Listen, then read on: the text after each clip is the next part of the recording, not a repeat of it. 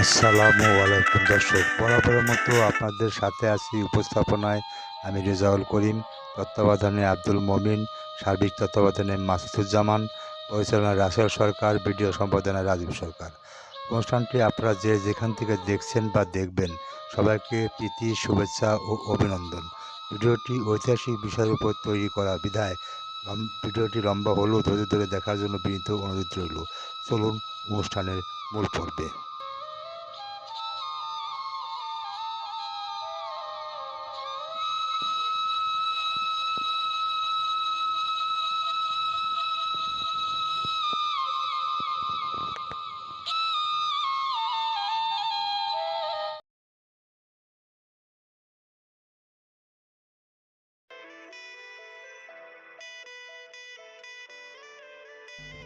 বর্ষিয়ান রাজনীতিবিদ তোফায়েল আহমেদ ইতিহাসের এক অবিচ্ছেদ্য অধ্যায়ের সমাপ্তি ঘটল তার প্রণয়ের মধ্যে দিয়ে।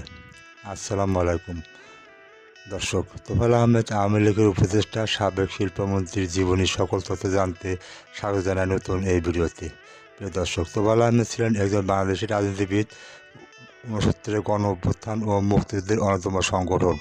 তিনি ৯ বার জাতীয় সংসদের সদস্য নির্বাচিত হয়েছেন। ১৯৯৬ সালের ২৩শে জুন তোফায়েল আহমেদ তৎকালীন প্রধানমন্ত্রী শেখ হাসিনা সরকারের শিল্প ও বাণিজ্য মন্ত্রী হিসাবে শপথ গ্রহণ করেন। তোফায়েল আহমেদ আওয়ামী লীগের উপদেষ্টা পদের সদস্য ছিলেন এবং ২০১৮ সাল পর্যন্ত বাণিজ্য মন্ত্রণালয়ের মন্ত্রী হিসাবে দায়িত্ব পালন করেন। তোফায়েল আহমেদের ব্যক্তিগত বিবরণ। জন্ম: তোফায়েল আহমেদ ২২শে অক্টোবর ১৯৪৩ সনে বাকেরগঞ্জ জেলায় বঙ্গপ্রদেশ, ব্রিটিশ ভারত, বর্তমানে ভোলা জেলা, বাংলাদেশ জন্মগ্রহণ করেন। তোফায়েল আহমেদ ১লা জুন ২০২৬ ৮৩ বছর বয়সে স্কয়ার হাসপাতালে ঢাকায় মৃত্যুবরণ করেন। নাগরিকত্ব বাংলাদেশ, জাতীয়তা বাংলাদেশী, রাজনৈতিক দল বাংলাদেশ আওয়ামী লীগ। দাম্পত্য সঙ্গী আনোয়ারা বেগম, সন্তান তসলিমা আহমেদ জামান মুন্নি, একমাত্র সন্তান আজহার আলী, পিতা ফাতেমা খানম, মাতা। তোফায়েল আহমেদ প্রাথমিক ও শিক্ষাজীবন। তোফায়েল আহমেদ ১৯৪০ সনের ২২শে অক্টোবর ব্রিটিশ ভারত বঙ্গপ্রদেশ, বাকেরগঞ্জ জেলায় আলিয়া গ্রামে, বর্তমানে বাংলাদেশ জেলা ভোলা জেলার দক্ষিণ দিগলদী ইউনিয়নে জন্মগ্রহণ করেন। তোফায়েল আহমেদ ১৯৬০ সনে ভোলা সরকারি হাই স্কুল থেকে মাধ্যমিক পাশ করেন। পরে বিশাল ব্রজমোহন কলেজ থেকে ১৯৬২ সনে উচ্চ মাধ্যমিক এবং ১৯৬৪ সনে বিএসসি পাশ করেন। পরবর্তীতে ঢাকা বিশ্ববিদ্যালয় থেকে মৃত্তিকা বিজ্ঞানে এমএসসি পাশ করেন। তোফায়েল আহমেদের রাজনৈতিক জীবন। তোফায়েল আহমেদ ১৯৬৬ এবং ১৯৬৭ মেয়াদী ঢাকা বিশ্ববিদ্যালয়ে সলিমুল্লাহ মুসলিম হলে সহসভাপতি ছিলেন। ১৯৬৮-৬৯ সনে জনজাগরণ ও ছাত্র আন্দোলনে চলাকালীন তিনি ডাকসু ভিপি হিসেবে সর্বদলীয় ছাত্র সংগ্রাম পরিষদের আহ্বায়কের দায়িত্ব পালন করেন। ৬৯ গণ অভ্যুত্থানের ফলশ্রুতিতে শেখ মুজিবুর রহমান আগরতলা ষড়যন্ত্র মামলার সকল আসামিকে মুক্তি প্রদান করে পাকিস্তান সরকার। ছাত্র সংগ্রাম পরিষদ ওই বছর ২৩শে ফেব্রুয়ারি শেখ মুজিবুর রহমানকে সম্মানে ঢাকা রেসকোর্স ময়দানে বর্তমান স্বরাজ উদ্যানে এক সভার আয়োজন করে। ছাত্র জনতার অংশগ্রহণে আয়োজিত এই সম্মেলনে শেখ মুজিব বঙ্গবন্ধু উপাধিতে ভূষিত করা হয়। উপাধি ঘোষণা দেন তোফায়েল আহমেদ। ১৯৭০ সনে তোফায়েল আহমেদ শেখ মুজিবুর রহমানের রাজনৈতিক সচিব ছিলেন। ১৯৭০ সনে আওয়ামী লীগের তিনি জাতীয় পরিষদের নির্বাচনে অংশ নিয়ে জয়লাভ করেন। ১৯৭১ সনে বাংলাদেশের মুক্তিযুদ্ধের সময় তোফায়েল আহমেদ মুজিব বাহিনী আঞ্চলিক ভিত্তিক দায়িত্বপ্রাপ্ত ৪ প্রধানের একজন ছিলেন। তিনি ১৯৭২ সনে প্রধানমন্ত্রী শেখ মুজিবুর রহমানের রাজনৈতিক সচিব হিসাবে মন্ত্রী পদমর্যাদায় নিয়োগ পান। ১৯৭৫ সনে ১৫ই আগস্ট সামরিক অভ্যুত্থান এবং শেখ মুজিবুর রহমানের হত্যাকাণ্ডের পর সামরিক প্রশাসন তোফায়েল আহমেদকে গ্রেপ্তার করে আটক রাখে। তোফায়েল আহমেদের সহকারী সচিব মিন্টুকে হেফাজতে নির্যাতন করে হত্যা করে। সেই সময় তোফায়েল আহমেদ ৩৩ মাস জেলে ছিলেন। ১৯৯৬ সনের ফেব্রুয়ারি নির্বাচনের আগে তোফায়েল আহমেদ বিশেষ ক্ষমতা আইনের অধীনে গ্রেপ্তার করা হয়। ২০০৭ সনে দেশে জরুরি অবস্থা জারি হয়। তোফায়েল আহমেদ সামরিক তত্ত্বাবধায়ক সরকারের প্রস্তাবিত আওয়ামী লীগের সংস্কার পরিকল্পনার পক্ষে মত দেন।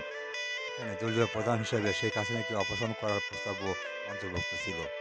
২০০৮ সনে জাতীয় সংসদ নির্বাচনের পর আওয়ামী লীগ সরকার গঠন করে, তবে প্রেসিডিয়াম প্রভাবশালী সদস্যদের একজন হওয়া সত্ত্বেও তোফায়েল আহমেদ মন্ত্রিসভা থেকে বাদ যান। আহমেদ জাতীয় সংসদের শিল্প মন্ত্রণালয় সম্পর্কিত স্থায়ী কমিটির চেয়ারম্যান ছিলেন। তিনি আওয়ামী লীগের উপদেষ্টা পরিষদেরও একজন সদস্য।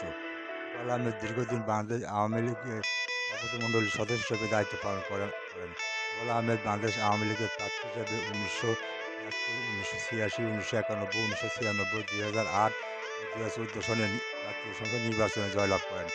1996 সনের 23শে জুন তিনি শেখ হাসিনা সরকারের শিল্প ও বাণিজ্য মন্ত্রীর দায়িত্ব পালন করেন।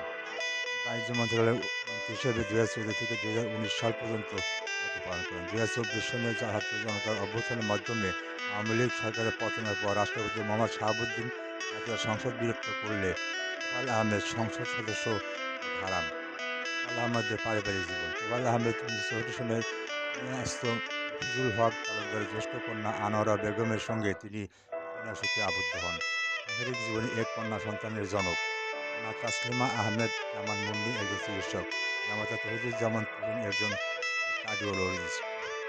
তোফায়েল আহমেদের তার বড় ভাইয়ের মৃত্যুর পর তার দুই ছেলের মধ্যে ছোট ছেলে মইনুল হোসেন বিপ্লবকে দত্তক নেন এবং কথিত আছে যে নিজ কন্যা মুন্নির চেয়েও বিপ্লব তার নিকট বেশি স্নেহ বৎসল এবং তাকে তার পুত্র বলেই সব স্থানে পরিচয় করিয়ে দেন।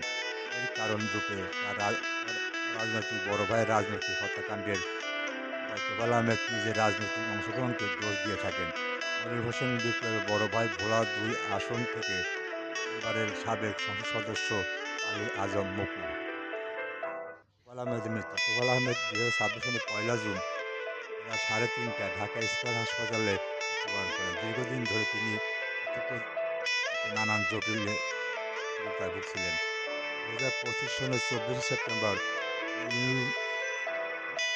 নিউমোনিয়াজনিত শ্বাসকষ্ট, হৃদরোগ ও শারীরিক দুর্বলতা নিয়ে তিনি স্কয়ার হাসপাতালে ভর্তি হয়েছিলেন। মৃত্যুকালে তার বয়স হয়েছিল ৮২ বছর। শেষ বিদায় ও প্রথম জানাজা। ১লা জুন সোমবার বাদ মাগরিব ঢাকার ধানমন্ডি তাকওয়া মসজিদে তার প্রথম জানাজা অনুষ্ঠিত হয়। জানাজা ও গার্ড অব অনার। ২রা জুন মঙ্গলবার হেলিকপ্টার যোগে তার মরদেহ ভোলায় নেওয়া হয়। ভোর ২:০০টায় ভোলা সরকারি উচ্চ বিদ্যালয় মাঠে রাষ্ট্রীয় মর্যাদায় গার্ড অব অনার প্রদানপূর্বক তার দ্বিতীয় জানাজা সম্পন্ন হয়। নিদ্রার শায়িত। ভোলার ইয়া গ্রামে পারিবারিক বাসভবনের সংলগ্ন মসজিদ প্রাঙ্গণে তৃতীয় জানাজা শেষে মা-বাবা ও স্ত্রীর পাশে তাকে চিরনিদ্রায় শায়িত করা হয়। বাঙালির স্বাধিকার আন্দোলনের মহান মুক্তিযুদ্ধ এবং স্বাধীন বাংলাদেশের সংসদীয় রাজনীতির ইতিহাসে এক অবিচ্ছেদ্য অধ্যায়ের সমাপ্তি ঘটল তার প্রয়াণের মধ্য দিয়ে। পরকালে তিনি যেখানেই থাকুক মহান সৃষ্টিকর্তা যেন ভালো রাখেন সেই প্রত্যাশায় রইল। সম্মানিত সুধী ও দর্শক, এই ছিল তোফায়েল আহমেদ আওয়ামী লীগের উপদেষ্টা সাবেক শিল্পমন্ত্রী জীবনী আজকের বিষয়বস্তু। এই ধরনের বিষয় জানতে শুনতে আরএসপির ইউটিউব চ্যানেলটি সাবস্ক্রাইব করে রাখুন। সবার আগে সকল অনুষ্ঠান দেখুন। আশা করি সেই বিষয়গুলো জানতে পারবেন।